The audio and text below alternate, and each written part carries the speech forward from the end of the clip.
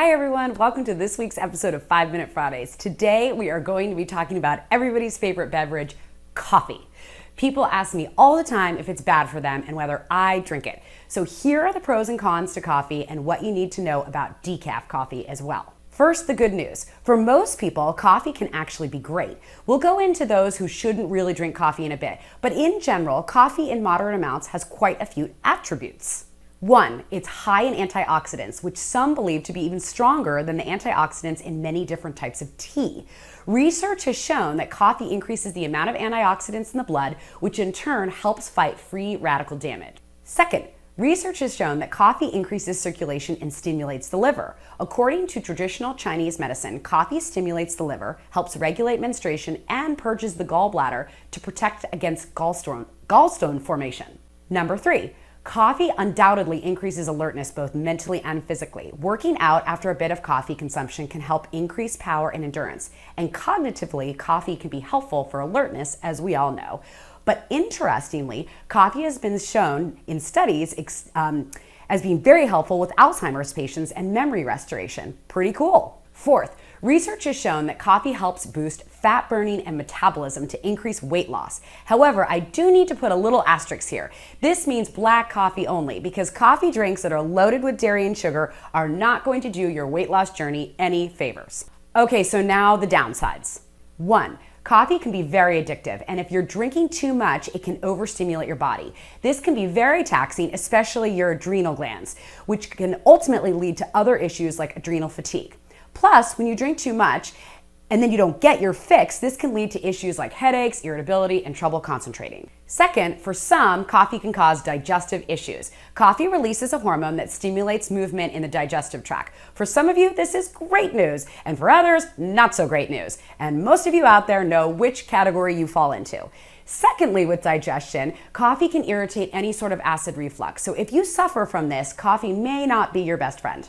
Third, for some, coffee can really impact hormones and neurotransmitters, which can impact mood and anxiety. If you're already an anxious person, coffee can heighten feelings of anxiety, nervousness, and stress. So again, if you're one of those people, coffee may not be the best for you. So as you can see, coffee has plenty of attributes, but also has plenty of negatives. What's also important to understand is that caffeine content is going to vary quite a bit from brand to brand depending on how it's brewed.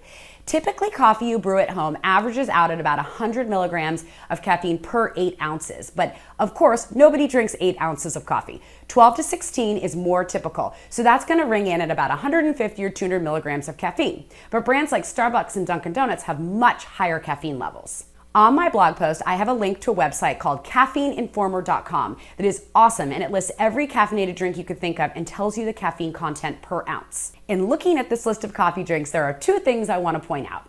1, when you drink a latte or a cappuccino, the caffeine content is actually quite a bit lower than regular coffee. Why is this?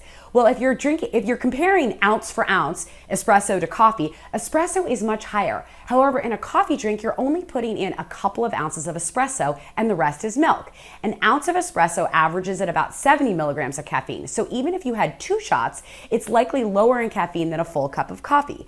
I often tell people if you need a little caffeine boost but don't want a lot of caffeine, get a latte with only 1 shot of espresso. That's way less caffeine than a typical cup of coffee. Second thing to be aware of is watch out for those cold brew coffees. While they taste great, they are much higher in caffeine. Check out the link at caffeineinformer.com to look up the caffeine content of your favorite coffee. I personally think keeping total caffeine consumption under 300 milligrams total per day is a good guideline. Lastly, let's talk about decaf. The problem with decaf is that most coffee is decaffeinated using harsh chemicals.